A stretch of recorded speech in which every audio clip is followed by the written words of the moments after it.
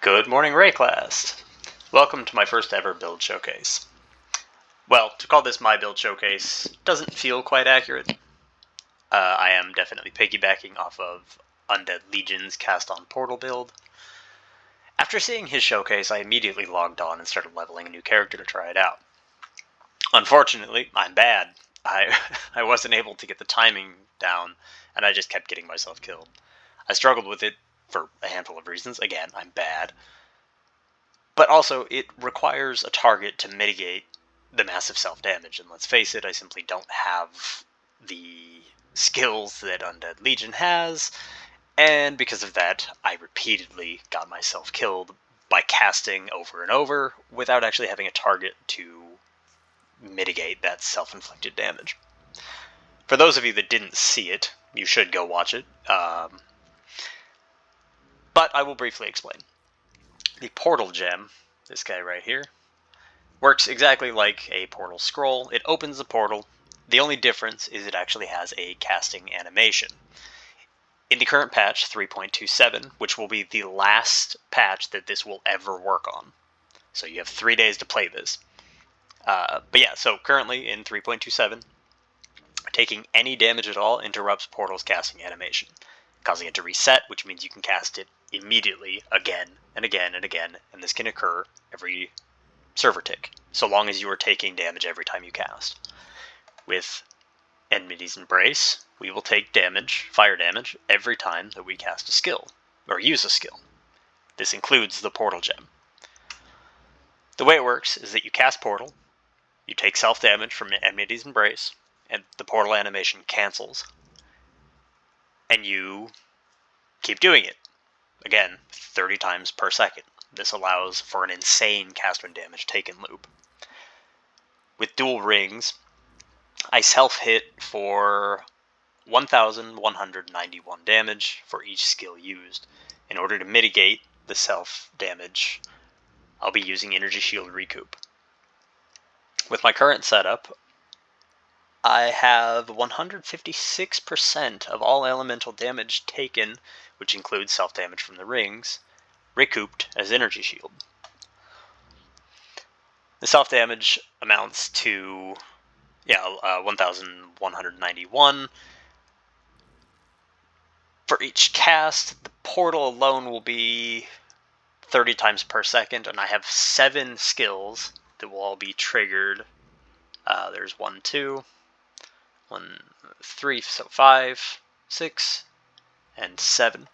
7 skills that will all be triggered by cast when damage taken, which brings us up to roughly, I would say, at least 55 skill uses per second, or 65,505 self-inflicted damage per second.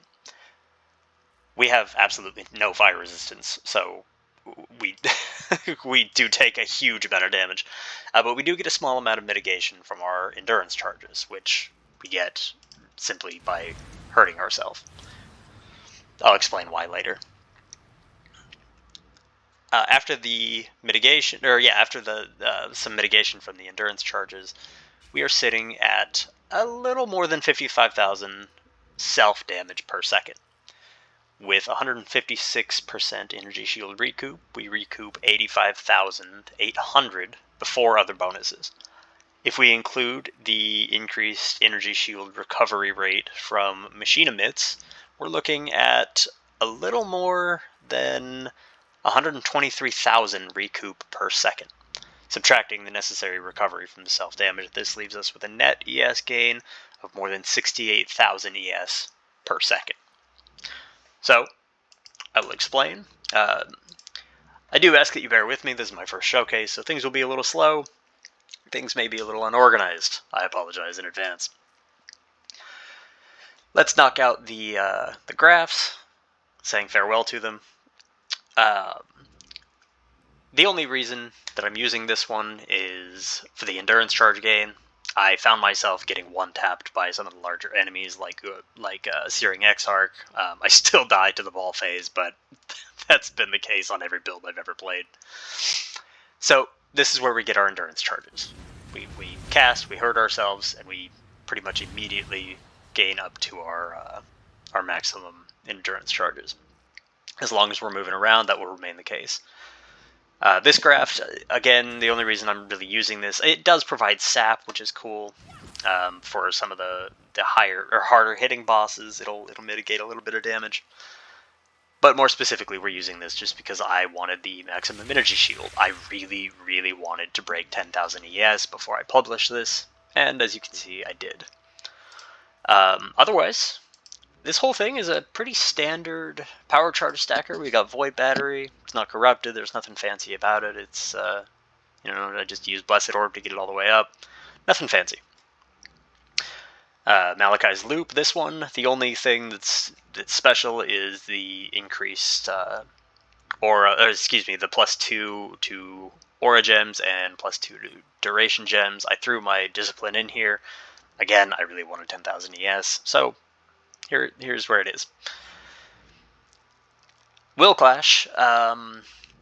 This one is just excellent when you're playing an Occultist because you get the spell block per power charge. We have 13 power charges. Increased elemental damage is obviously nice as well. Gain a power charge every second you haven't lost. Gain a power charge every second you haven't lost a power charge. If you haven't lost a power charge recently, lose all power charges when you block. Because we're using Ralakesh, we will never lose our power charges because technically we don't have any. Let's see. Let me get out of here real quick, and I'll show you why we use Will Clash in the way that we do. By just sitting here, you can see in the top left corner, I am actually gaining absorption charges. Gain a power charge every second if you haven't lost a power charge. I'm not losing power charges because I can't gain any power charges. I still count as having them because of Ralakesh.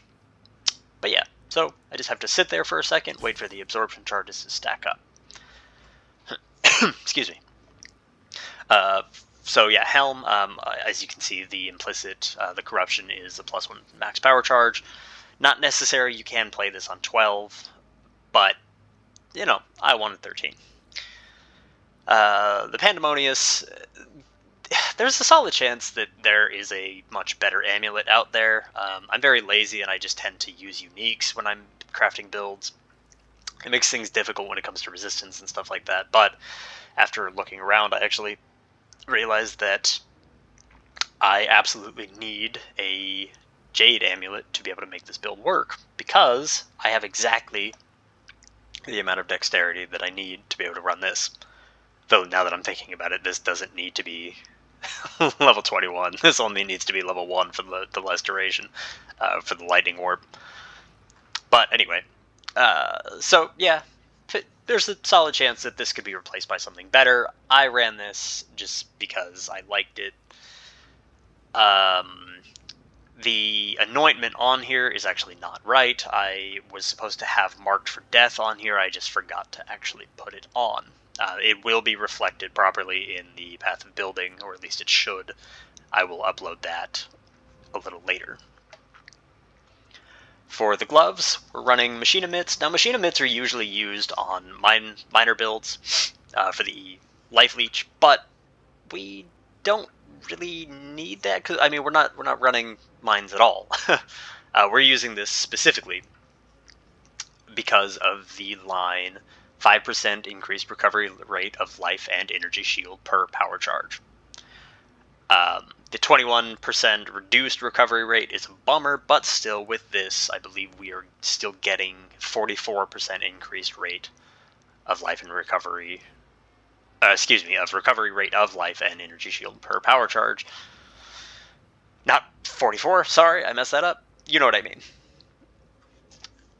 Graven's Secret is what enables this entire build. This gives us our absorption charges. Without the absorption charges, this build will not work. Absorption charges grant 12% energy shield recoup. 12% of elemental damage as energy shield recoup. All of this together ends up being a massive amount of mitigation.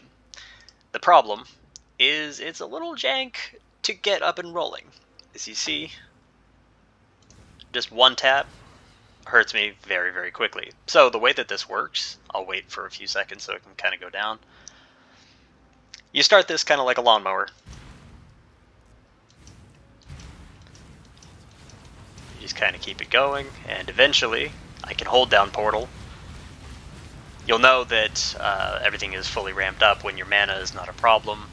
You'll notice in the very beginning that your casts are very inconsistent. It's just because you don't have enough mana. But we have a little bit of mana recoup, and I think it amounts to like 5,000 mana recoup per second or something like that. 4,500. I haven't done the math on it. But yeah, so this is how it works. I'll go back and I'll show you the Pantheon. Now, you can take the Pantheon a couple different ways. I personally chose, because this is a mapper and bosser build, I just went with this because I don't like being frozen. It's really the only status effect that actually makes a big difference on this character. Being chilled doesn't really matter because cast on Portal, it's a one server tick kind of thing.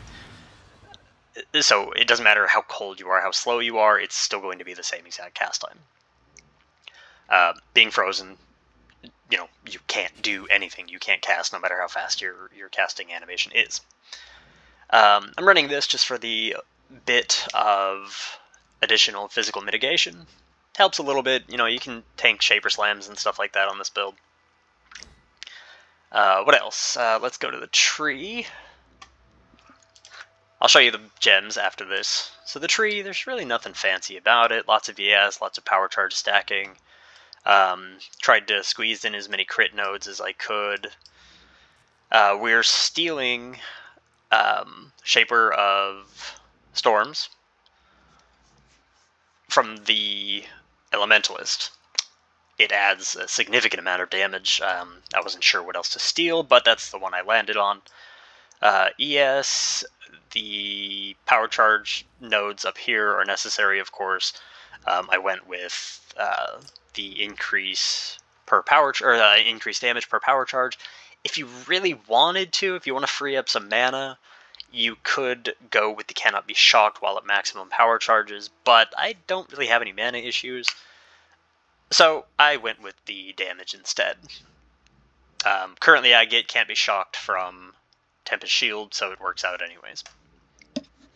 Over here we have Militant Faith. The sole purpose is that I wanted Inner Conviction over here. Originally I was running Frenzy Charges. I was getting them through a different Graft, but it didn't end up working out. I mean, it was fine, but I decided that this would be more damage, and it was. It added about 3 million damage, or something along that line. Got some intelligence, and more specifically I needed this for the dexterity, because I couldn't reach any other dexterity nodes quickly. Just some shock effect. Like I said, nothing too fancy. We've got the Falborn Blue Dream over here. Just added some tattoos for the ES on each one of these. Just a little ES node down here. Got Sublime Vision. Now this is very important. This gives us one more power charge, but it also disables any auras that are not Discipline. If you notice, I'm not running any others, obviously because I can't, but I am running Discipline, and it accounts for a substantial amount of my ES. But the main reason that I got this is the +1 power charges. Oops, wrong button. Sulfy, okay, yeah, just ES. I got Ghost Reaver because you can run this. You can run a flask that leeches some of the damage that you're taking. Obviously, with Ghost Reaver, changes leech from life into leech for ES. It's not necessary. You can ramp up just fine without it, but it does make it considerably easier in the beginning. Let me let the ramp die down a sec. Gotta wait for 4 seconds for the recoup to stop. But yeah, now if I pop it, the ramp happens a lot more quickly. So, just a little bit of quality of life thing, but it's really not necessary. You can do it without it. The leech does help out a little bit, though.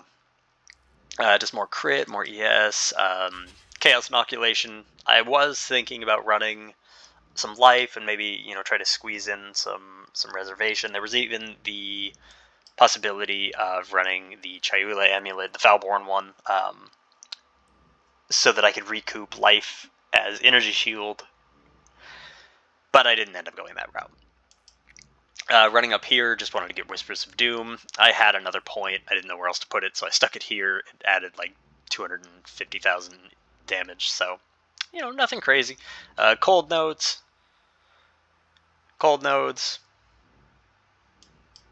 Again, pretty simple. Nothing particularly complicated about the tree. The gems, also nothing complicated about the gems. We've got Tempest Shield, Flame Dash, just because we really need the mobility. Righteous Fire, we can't use Righteous Fire because we only have 1 HP, but we can use Vol Righteous Fire. I'll be honest with you, I usually forget to use it, but it's there, if you remember. Lightning Warp, it basically acts as a sort of flicker. Herald of Ice, really not necessary, especially if... oh, actually, I forgot to mention something over here. Originally, I was running Void Beacon and Frigid Wake. This is the higher damage option, but I wanted kind of more of an all-arounder. Running these, you can still map just fine, but it feels a little bit clunky. Running Profane Bloom with Unholy Authority, you can stack up 3 curses, and you just clear a lot faster, and you still deal about 13 million damage. So I just decided to go with this one. If by some chance in the next 3 days you actually manage to be able to put this together and want to play it for a bit before it gets killed forever, you want to play bosses, use these. But otherwise, mapping works for these. What was I saying? So yeah, Herald of Ice, it's really not necessary. I just had the extra mana and it added a bit of damage. Discipline, like I said, very necessary to get to 10,000. There's my portal gem. Less duration, cast when damage taken, Swift Affliction, Lightning Warp. This basically just means Lightning Warp is near instant. Cast when damage taken, Awaken Elemental Focus. We don't need to chill or anything, we get that from over here. So Awakened Elemental Focus, I primarily wanted it for the increase in skill gem levels. Power Charge on crit, Greater Volley. Now, GMP is often the preferred choice. I stuck to this one just because it is a little bit more damage, but either one would work fine. Ice Spear is our main damage dealer. It accounts for like 70% of our damage. But still, Frostbolt is nice. It's always a high damage thing. It's it's Frostbolt. It's a good skill gem. Over here we've got Frostbite, Vortex, Assassin's Mark. I was originally going to use Sniper's Mark, but I couldn't make up the dexterity. As I mentioned before, my dexterity is extremely tight. So Assassin's Mark won out. All connected to cast when damage taken, so these will all cast over and over and over and over, so we will never lose our curses. Also, as I mentioned before, the gloves have curse enemies with elemental weakness on hit. So, getting pops all across the screen. Cast when damage taken, elemental focus, freezing pulse, and power charge on critical. Freezing pulse, it's not too bad. I think it's a couple million DPS in total. Not a ton, but it's alright. Vortex over here is just a little bit of extra damage. I think it's like 1.2 million or something like that. So, lots of... oh, I didn't even show the armor. I'm sorry, like I said, this is wildly unorganized. I've never done this before. For the implicits, we just went with the Eldritch implicits. The crit multi, obviously, for taking down bosses, it's just not necessary for mapping. The only time that we're ever in any real danger is against either huge fire hits in maps, which don't happen very often, or from getting smacked by a big, not Uber boss, what are they called? Pinnacle boss.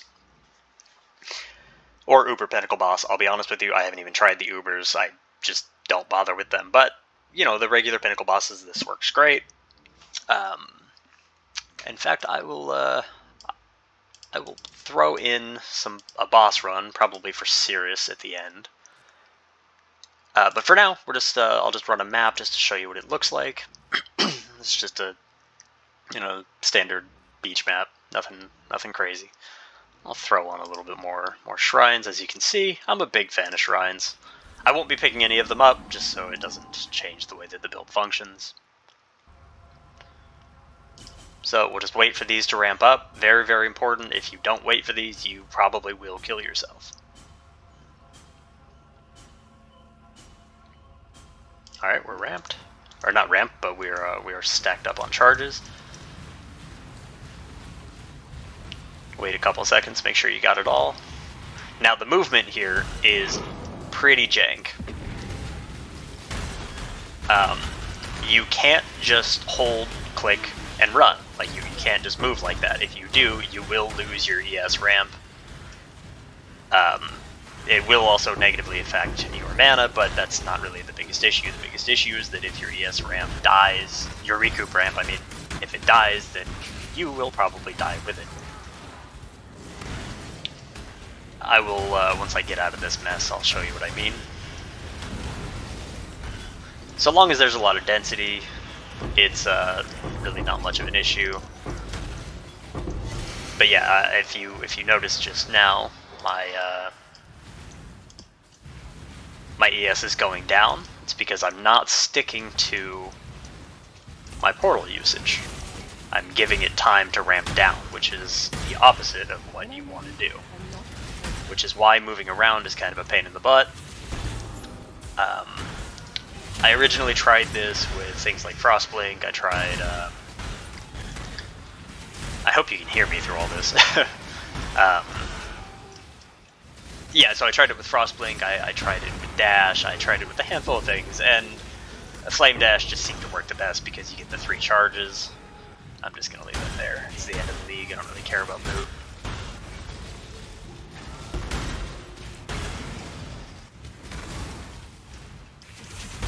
I know I left a corner over there, but this was, you know, I feel like this demonstrated enough. Run in here. Okay. So, that is pretty much how it runs. I hope I didn't miss anything. Again, I apologize for the lack of organization here. If I did miss anything, feel free to comment. I will gladly explain. But for the end of this, I think I will just leave you with some boss runs, probably the Conquerors and Sirius. Thank you for watching. I will see you next time.